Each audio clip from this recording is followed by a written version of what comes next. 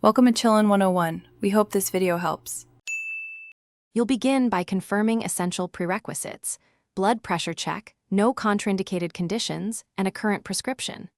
Once done, pick a start method, day 1 or Sunday, and open your 21 or 28-day pack. Take the first pill at roughly the same time you'll use every day. This establishes steady hormone levels. Make sure to set a phone reminder and have condoms for 7 days of backup if you didn't start on cycle day 1. This prevents gaps in protection while hormones stabilize. You need a reliable daily routine.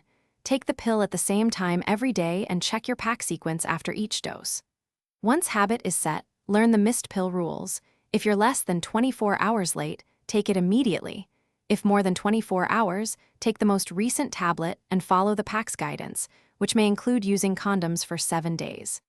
If multiple pills are missed or this happens in week 1, consider emergency contraception and contact your provider to avoid unintended pregnancy. You'll finish packs and either take the hormone-free interval or start next pack immediately based on your regimen.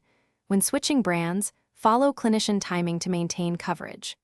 Monitor side effects. Light spotting, nausea, or breast tenderness are common and usually resolve in 2 to 3 cycles, while severe headaches, chest pain, or leg swelling require immediate attention. If you miss protection, experience alarming symptoms, or have blood pressure elevation, stop and seek urgent medical evaluation, and use backup contraception until cleared by a clinician.